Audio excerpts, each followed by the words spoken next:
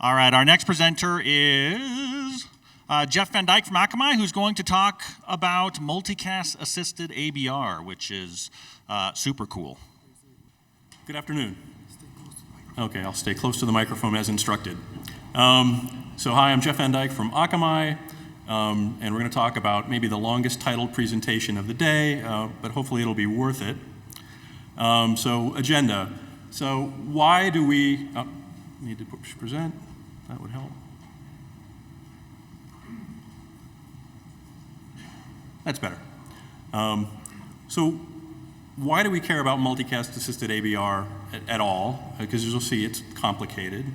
Then, kind of at a high level, I want to contrast the Unicast experience, which we all know and love, with what multicast ABR imposes on that, and that will sort of share with us some challenges, which then we'll talk about, and I'll speak a little bit about how this product is being used in the field, and summarize and share some references with you.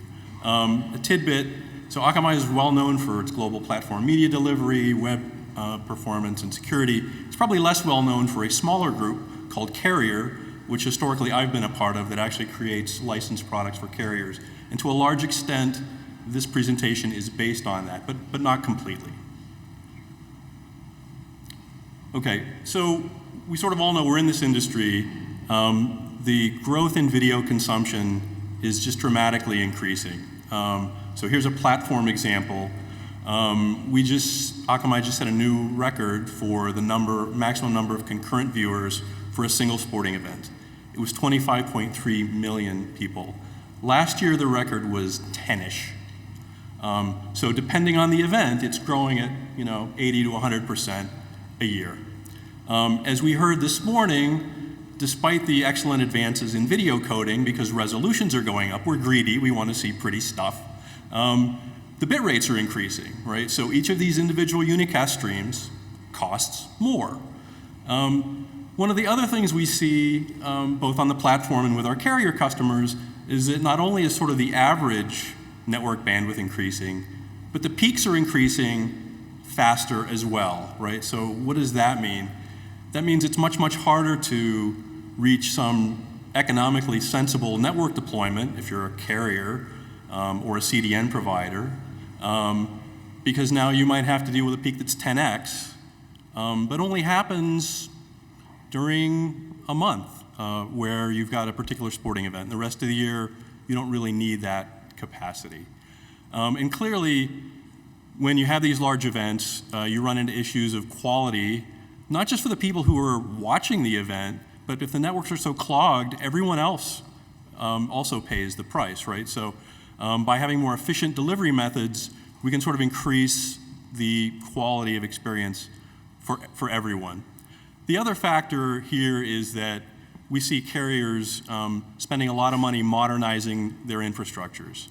And because these are big investments, they'd like to go back to their management and their board and say, hey, we've been able to monetize or provide better service because we're using the broadcast capability that these access networks provide. And so there's things like, passive optical networks, obviously DOCSIS, and I mentioned LTEB or EMBMS. So that is related to some of these techniques, and it has some of the same challenges, but it has some unique ones as well. But in any case, service providers want to make sure that they can really utilize their networks. I mean, the other factor is that we're still really in the early stages of moving to all IP video delivery. So if we think we have problems today, when we're at 50% adoption, we've reached that crossover point and going up, it's only going to get worse. All right, so here we're going to talk about kind of high-level network flows, and these are wildly simplified, but hopefully to illustrate the point. So if we just take a look at the Unicast ABR system we love today, and I've stripped out CDNs, which hopefully I won't get fired for, and all sorts of other components, right, to just show what I really want to focus on. So on the left, we've got the content creation. The encoder packager is going to produce segments, manifests, and metadata associated with that. And we have this simplified but wonderful protocol stack that's fully standardized, well deployed, And it's going to faithfully deliver all of that information to that end user for consumption by his player, right? So this enables people to do dash, HLS. This works really well today. There are lots of issues, and maybe we can optimize the bitrate ladder, do other techniques as folks talked about. But today, this is the Unicast experience. So with MABR, we're doing something that arguably is a little unnatural, right? We're interposing this center section into the mix.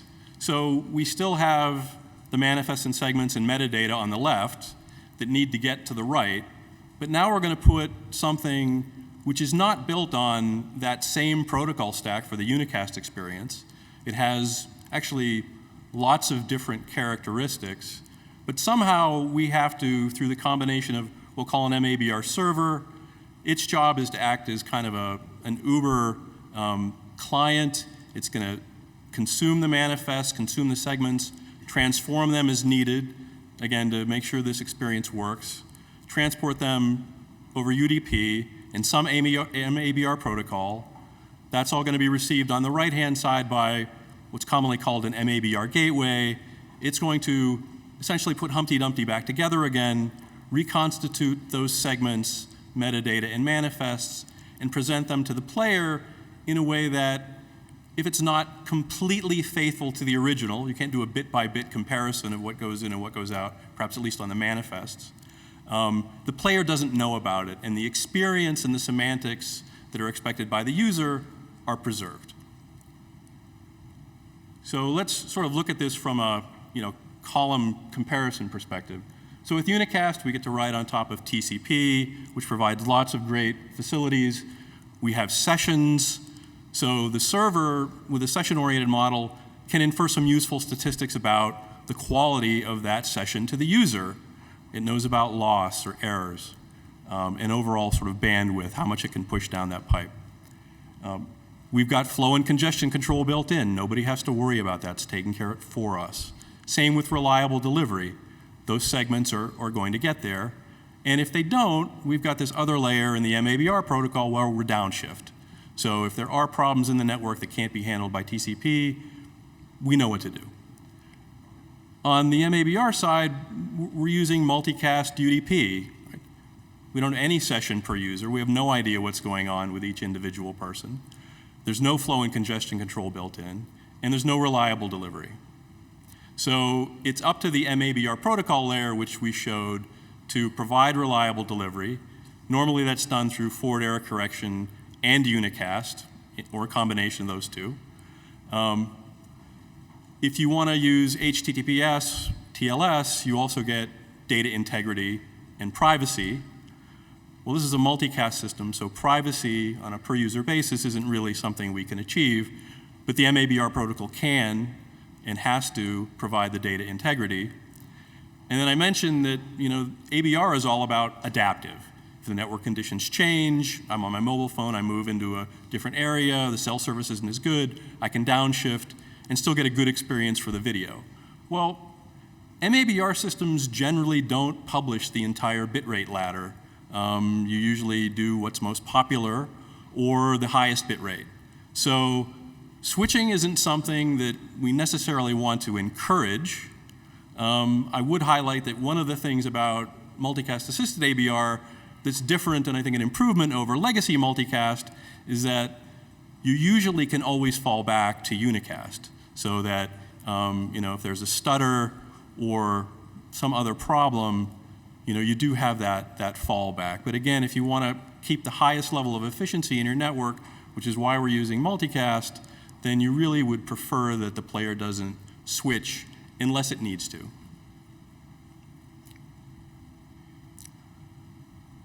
All right, so that informs some of the challenges. So we talked about bitrate switching really decreasing or having the potential to decrease the performance of multicast ABR. So players, right, in general, are going to be taking a look at what they see, estimating the bandwidth and saying, oh, I think I can get the 1080p version or the 720p version.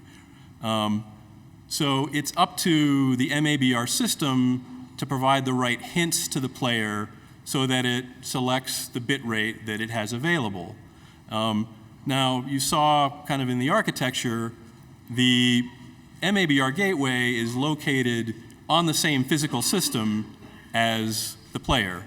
So you're talking over localhost. Well, clearly that interface has nothing to do with the actual network delay, right? And so there's some fudging or adjustment that needs to be done there so that what the player sees is more a realistic rendition of the actual network condition. The other thing that the system may do is try to smooth, and this is from the server side, smooth the delivery of the ABR segments to maximize efficiency. Right, here's a not as pretty a graph as some of the other presenters had, but it shows some data that we derived experimentally from a player. It's a little bit dated, but still instructive. So the two control variables were the time that we would delay the first segment and the simulated bandwidth that we would provide to the player. And so you see this sort of nice banding effect where, given, some x, y for those two variables, you could see that the player would select a particular rendition. So this is a nice graph, but the problem is this is a player at a point in time. V3 of the player probably behaves differently, and someone else's player probably behaves differently too. So this is sort of a practical challenge. I think as we'll see later, these systems tend to be bundled where the player and the MABR gateway are part of an application. So there's tuning that can be done on that combination to solve this problem. But this is something that is a bit of a moving target that one has to address. Another thing that the system needs to provide is what I'll term a consistent HTTP experience, right? So we saw from the high-level flow, we're transporting segments and manifests, but also metadata. And these need to be reconstructed from the MABR protocol and placed where they can be delivered to the player locally. It may be the case that some systems arbitrarily truncate HTTP headers. This could cause very difficult to diagnose interoperability problems, particularly if it's a use case where you're not delivering operator-owned content, but you might be delivering third-party content, say from a CDN, where you don't really have control of that. And so we think it's important that the MABR protocol be built in such a way that headers can be reliably delivered, again, to preserve this end-to-end behavior that we've sort of ripped apart by inserting this multicast-assisted ABR mechanism in the middle. Visibility. So again, we have no session. How do we know whether this particular user is getting a good experience? How do we even know what they're watching? So there needs to be a client-based data collection mechanism that provides the same sorts of metrics that you would expect from a unicast system, as well as additional things that would help you diagnose problems in multicast. So, for example, you'd like to know how efficient is the system that I paid money for or I deployed, right? The vendor told me it was going to give me 80% efficiency with good network conditions. Is that true? How many segments required repair, right, indicating that there's some issue with the system? What multicast channel and what rendition are they running on? What are they joined to? And some data around at least minimally identifying the client so that we can determine, what somebody calls a support line. Okay, I know how to diagnose this problem for the customer. So this is not probably one of the hardest technical challenges, but it's key to a system that works and meets the expectations of both the operator and the carrier. And as you'll see later, it may not be the case that the number of reporters may be larger than you would expect, depending on the deployment model. This is sort of a high-level slide of just what does the MABR integration look like and what are the outputs and inputs. So the MABR gateway is going to be a component that's provided by the solution provider. Again, it has the function of reconstituting the MABR data, the segments, delivering the manifests, maybe adjusting the manifest as needed for timing considerations, dealing with things like learning which channels are available on multicast, where those addresses might live, and what we were just talking about most recently, which is around the statistics and providing that visibility into performance and the overall operation of the network.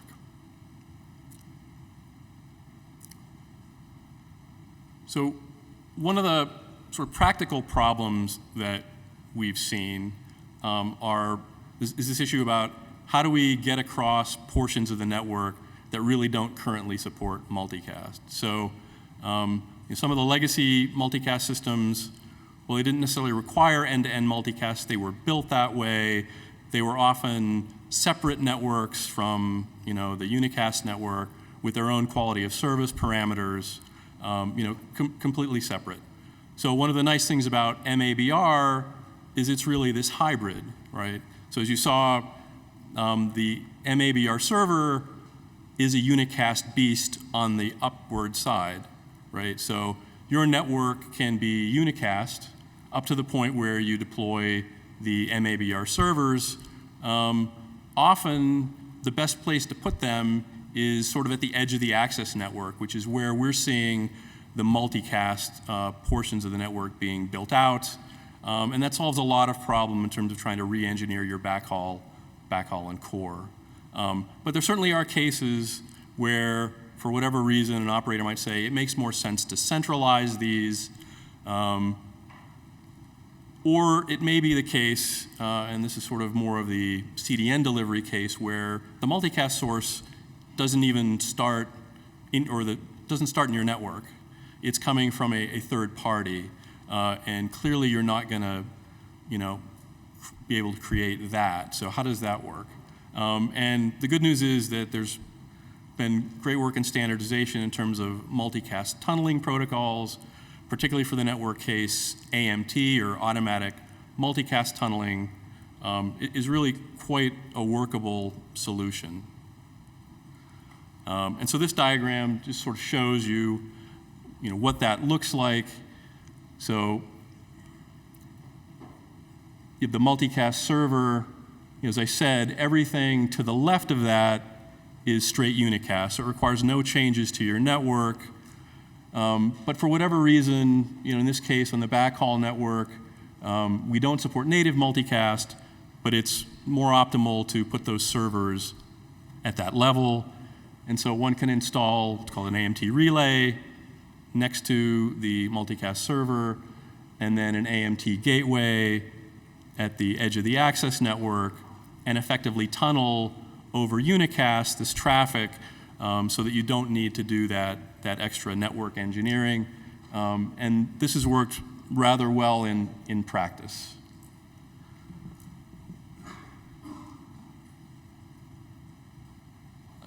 Another case, and it might not be quite as obvious, is multicast over Wi-Fi.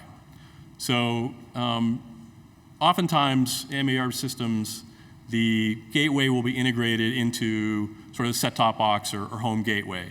That has advantages. That's primarily targeted at sort of first-screen applications, but they can serve as a shared cache for all the devices in the network if needed. But it obviously requires dimensioning that hardware to support that function, so it could increase cost. Getting software into those devices can be a bit of a challenge. And again, if we're talking about carrier or content that's not owned by the carrier but might be a third party, this is a harder model to make work, because usually in that model, it's the content owner that delivers the app to their customer. And so you really don't have a way to interpose yourself in that chain. So an alternative deployment model is to put the MABR gateway directly on the viewing device. So this way you can use things like the App Store installation and update model, make that simpler. The MABR protocol processing is offloaded to the device rather than the home gateway. But the bugaboo here is that multicast over Wi-Fi is not reliable. But again, there's a way to use multicast tunneling to solve this problem. And this next slide is a depiction of that. So in the home gateway, you can envision an AMT relay, and that is the receptor. That does the actual joins for anybody below it, and deals with creating tunnels to a gateway client, which we would actually deliver as part of that sort of MABR gateway application. So it's embedded as part of the software. There are other solutions. Multicast to Unicast tunneling, MCUC, is another approach that also works, and we have some deployment experience with that. I would say here, this is an area that at least a few people at Akamai have been quite active in. We took an open source project for, I think, UT Dallas, which had an AMT Relay and gateway, and really sort of hardened that and have made that available for people that want to embed it in their home gateway. So this is a way where the AMT Relay is fully standards-based. You can sort of solve this problem and reduce the hardware footprint, again, that's required on the gateway or set-top box.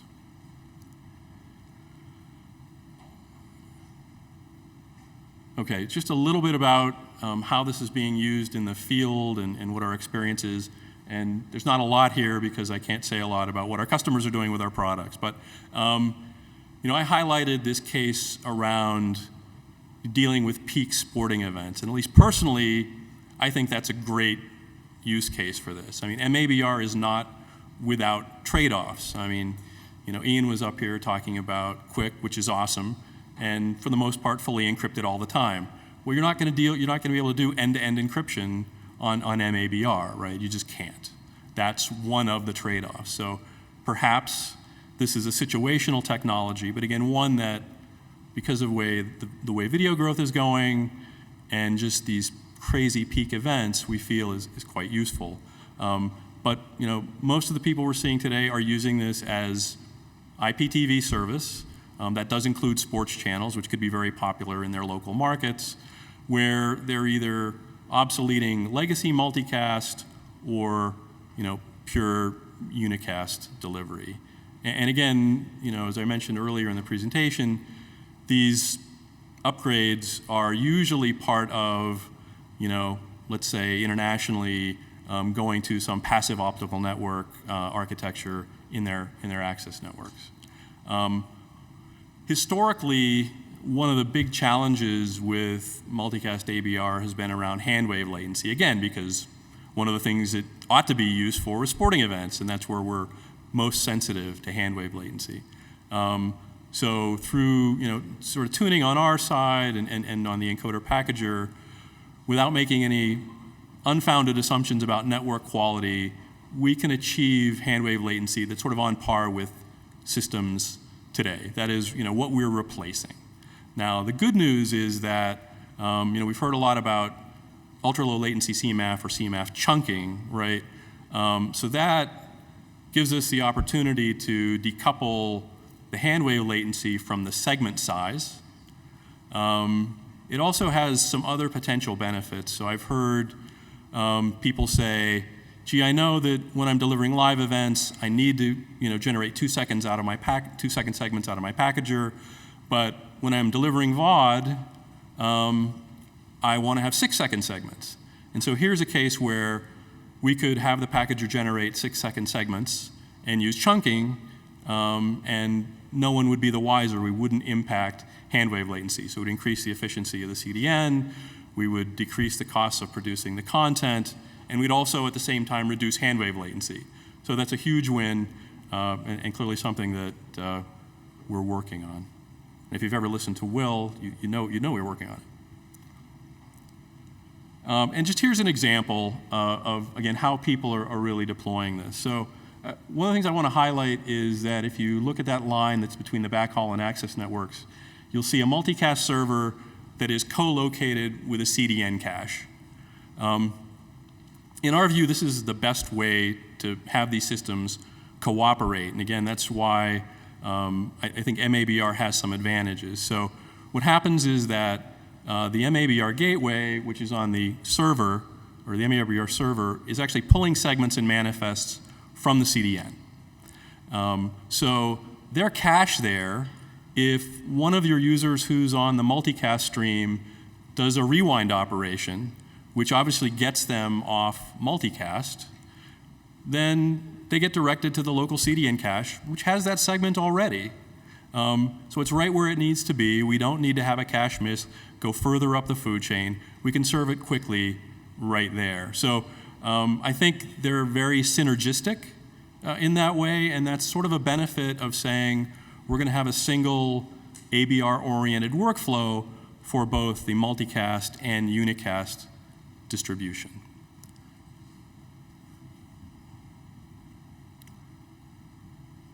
All right, summary. I mean, there are multiple factors, I think, from our perspective, driving the need for broadcast efficiencies, right? Overall growth in video consumption, the growth in the bit rate that we need to deliver per user, peak event growth, and also, from a more economic standpoint, carriers wanting to, be able to monetize and take advantage of investments that they're making in their network. And I think hopefully I've highlighted a few cases where having a single workflow for MABR and Unicast has a lot of advantage in terms of content processing, CDN efficiency, and even end user performance for things like trick play.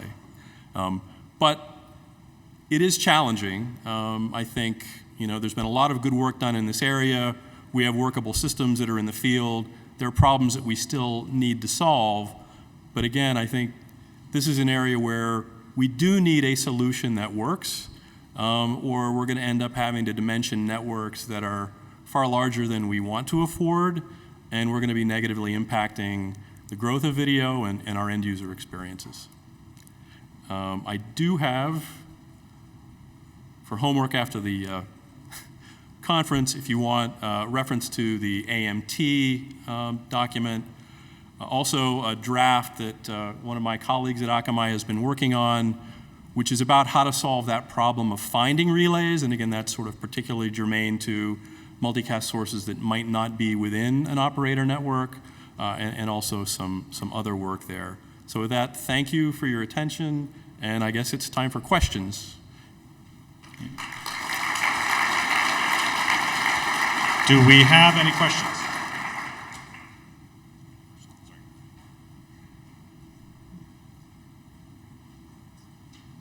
So in a scenario where you have dynamic ad insertion or addressable advertising, how does, do all the clients kind of end up going back to Unicast and you kind of get a flood of Unicast traffic for a brief period of time, or has this been considered? It has been considered. So, I mean, ad insertion is one of those areas where it's a challenge, and that's one I would say it's still being worked on. But in general, you do have to worry about this issue of could events occur that cause a unicast flood. And so there are techniques that we think work rather well dealing with things like the failure of an MABR server, which is probably the worst case, right? Because you've got anyone downstream from there all of a sudden going to Unicast. But so there are some techniques there in terms of how we multicast that data. You can certainly randomize client requests within some range to deal with the Unicast load. But that is a concern, and one that I think we've dealt with adequately, but still like to do better. So you mentioned as one of the possible solutions 3GPP eMBMS. So it's been around for a while, and it doesn't seem like it's widely adopted. Do you have any theories? What was the cause for that? I have opinions. I'm not sure they're germane to this, but I'll try to address that quickly, and I'll say find me afterwards if you want to talk more. Even though the 3GPP specs are voluminous, as one would expect from our friends at 3GPP, and they really detail many things, one of the things they didn't detail is like what the interface is between the player and what's called the middleware. There are two major versions of middleware, one from Qualcomm, one from EXPWay. Depends on what device you have. The northbound interfaces are completely different. The behavior is quite a bit different, so it's a huge challenge for anyone writing an application. The other thing that I would say is that even though the specs certainly countenance things like third-party content delivery, people like Akamai or other CDNs using an operator infrastructure, no one's ever done that. The operator installations that we know of are sort of walled garden. They serve their content only. They haven't opened up. So there are practical issues there. So some of the things we talked about are the same, but there are other structural issues with LTEB. The sort of ironic part is that's probably the access network infrastructure most likely to benefit from this technology. So we think those problems are workable. That is a work in progress. But we hope that at least in some geographies where it matters, that can be made workable. Oh. Okay, about the wireless Wi-Fi, why would you actually use multicast in a home environment anyway? I mean, Wi-Fi has quite a bit bandwidth, and doing multicast in home Wi-Fi network actually has this really native problem that it always slows down to the slowest receiver. So right, I would rather actually do multicast to unicast conversion at the access point. Yeah, in fact, Ali, you're right. I mean, there really isn't an alternative. If you want to deploy the MABR gateway component on devices that are over Wi-Fi, you have to use tunneling. There's no other way to do it. All right, any other questions? Oh, one more. I think we got time for one more question. All right.